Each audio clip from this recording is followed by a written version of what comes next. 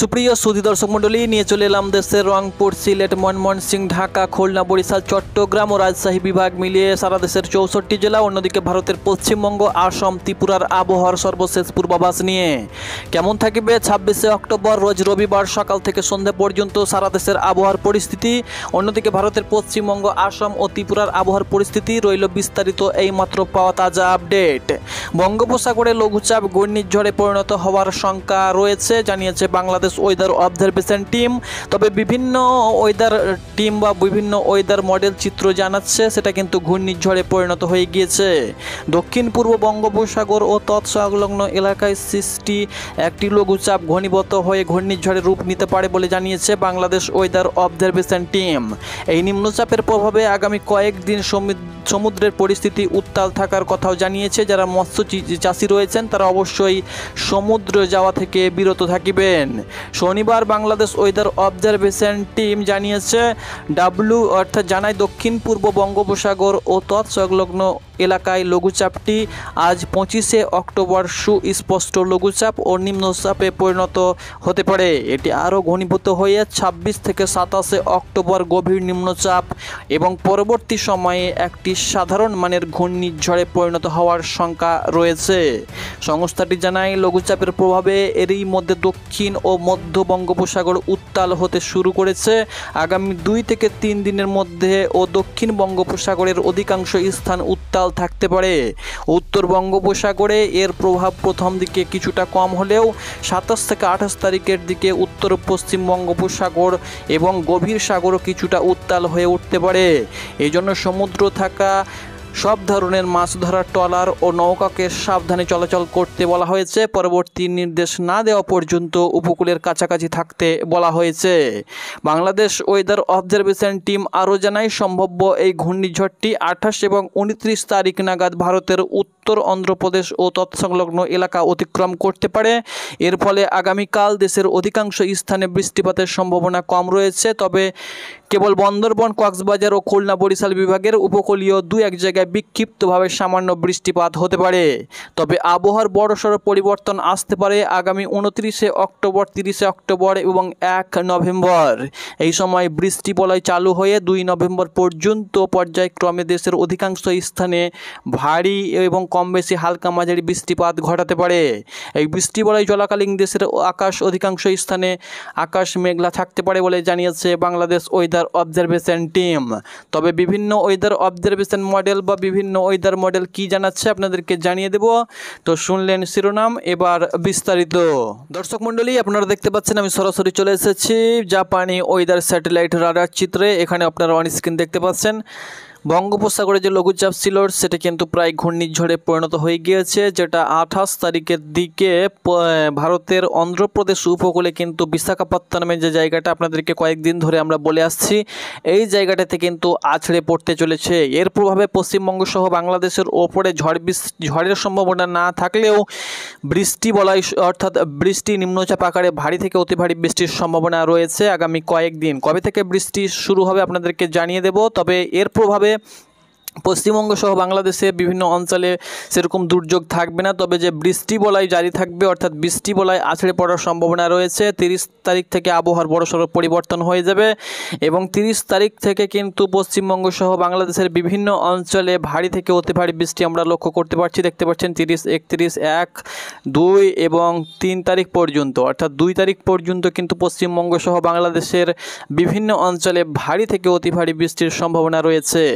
আপনাদের সব কিছু আপডেট দিয়ে দেব, কোন কোন অঞ্চলে ভারী বৃষ্টি হতে পারে, কোন কোন অঞ্চলে হালকা মাঝারি বিক্ষিপ্ত বৃষ্টি হতে পারে।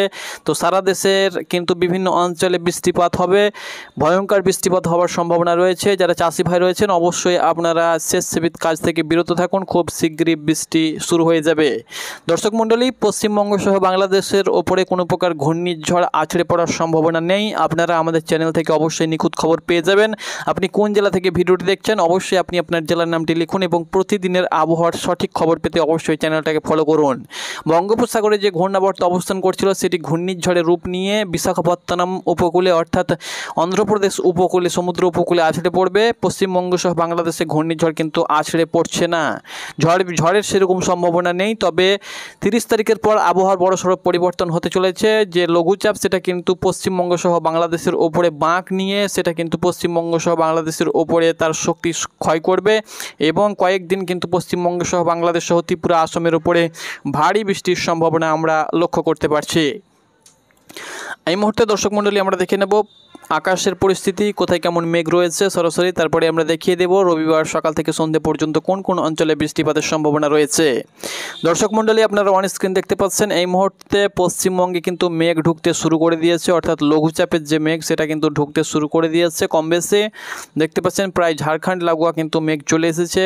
কালকে মোটামুটি অর্থাৎ রবিবার মোটামুটি মেঘ প্রায় ঢুকে যাবে, সেটাও কিন্তু আপনাদেরকে দেখিয়ে দিচ্ছে। দেখতে পাচ্ছেন সরাসরি আর রাডার চিত্র থেকে আপনাদেরকে আপডেটটা দিচ্ছি, অবশ্যই চ্যানেলটাকে ফলো করুন।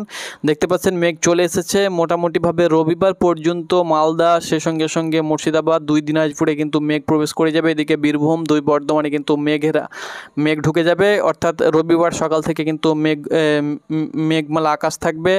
সেই সঙ্গে সঙ্গে এদিকে রাজশাহী বিভাগ, রংপুর বিভাগ এবং সিলেট সহ ময়মনসিংহ বিভাগে কিন্তু মেঘ ঢুকে যাবে। দেখতে পাচ্ছেন মেঘ কিন্তু প্রবেশ করছে পশ্চিমবঙ্গ সহ বাংলাদেশের ওপরে। তবে বৃষ্টিপাতের এই মেঘের ফলে বৃষ্টিপাত থাকবে না, আকাশ আংশিক মেঘলা থাকার সম্ভাবনা রয়েছে। তবে আগামী কয়েকদিন কোথায় কোথায় বৃষ্টিপাত হতে পারে রবিবার সকাল থেকে সন্ধ্যে পর্যন্ত সেটি কিন্তু আপনাদেরকে জানিয়ে দিচ্ছি। তো সুপ্রিয় দর্শক মণ্ডলী, আজ রাত সহ রবিবার সকাল থেকে সন্ধ্যে পর্যন্ত আজ রাতে সেরকম কোথায় বৃষ্টিপাতের সম্ভাবনা নেই। তবে রবিবার সকাল থেকে সন্ধ্যে পর্যন্ত পশ্চিমবঙ্গেরও সেরকম কোথাও আমরা বৃষ্টিপাত লক্ষ্য করতে পারছি না, পশ্চিমবঙ্গের কোথাও সেরকম বৃষ্টিপাত লক্ষ্য করতে পারছি না, আসাম সহ ত্রিপুরাতেও আমরা কোথাও বৃষ্টিপাত লক্ষ্য করতে পারছি না। দেশেও কিন্তু রংপুর, সিলেট, ময়মনসিংহ, ঢাকা, খুলনা সেই সঙ্গে সঙ্গে বরিশাল, রাজশাহী বিভাগের কোথাও সেরকম বৃষ্টিপাত লক্ষ্য করতে পারছি না। তবে চট্টগ্রাম বিভাগের কিছু কিছু অঞ্চল সহ খুলনা বিভাগের উপকূলীয় কিছু কিছু কক্সবাজার, বন্দরবন সেই সঙ্গে সঙ্গে এদিকে মহেশখালী, তার সঙ্গে সঙ্গে চিটাগাং সাইড, চিটাগাং সেই সঙ্গে সঙ্গে এদিকে দেখতে পাচ্ছেন এই যে জায়গাগুলো রয়েছে আপনাদেরকে থানচি সেই সঙ্গে সঙ্গে লামা, অর্থাৎ চিটাগাং সাইডে কক্সবাজার, তার সঙ্গে সঙ্গে মংলা সেই সঙ্গে সঙ্গে পায়রা, তার সঙ্গে সঙ্গে আরও যে সমুদ্র উপকূলবর্তী যে সমস্ত জায়গাগুলো রয়েছে চিটাগাং সেই সঙ্গে সঙ্গে কক্সবাজার, এই সমস্ত অঞ্চলের কিছু কিছু জায়গায় হালকা মাঝারি বৃষ্টিপাতের সম্ভাবনা রয়েছে। তাছাড়া সারা দেশের আকাশ পরিষ্কার থাকবে, কোথাও সেরকম বৃষ্টিপাতের সম্ভাবনা নেই। ঢাকা বিভাগের বিভিন্ন জেলা, রাজশাহী, খুলনা সেই সঙ্গে সঙ্গে বরিশাল সহ রংপুর, ময়মনসিংহ সেই সঙ্গে সঙ্গে সিলেট বিভাগ সহ চট্টগ্রাম বিভাগের আকাশ একদম পরিষ্কার থাকবে। শুধুমাত্র চিটাগাং সাইডে, চট্টগ্রাম বিভাগের চিটাগাং সাইডে হালকা মাঝারি বিক্ষিপ্ত বৃষ্টির সম্ভাবনা রয়েছে। এদিকে পশ্চিমবঙ্গের উত্তরবঙ্গ সহ দক্ষিণবঙ্গের 23টি জেলারই আকাশ পরিষ্কার থাকবে। সেরকম 26শে অক্টোবর রোজ রবিবার কোথাও সেরকম বৃষ্টিপাত আমরা লক্ষ্য করতে পারছি না। এদিকে আসামেও কিন্তু আকাশ সুন্দর থাকবে, এদিকে ত্রিপুরার আকাশও কিন্তু পরিষ্কার থাকবে, বৃষ্টিপাতের সম্ভাবনা নেই। তো এটি ছিল আবহাওয়ার পূর্বাভাস, সঠিক পূর্বাভাস আপনাদের সঙ্গে তুলে ধরলাম। ভিডিওটাকে লাইক করুন এবং চ্যানেলটাকে ফলো করে ভিডিওটা শেয়ার করে দিন।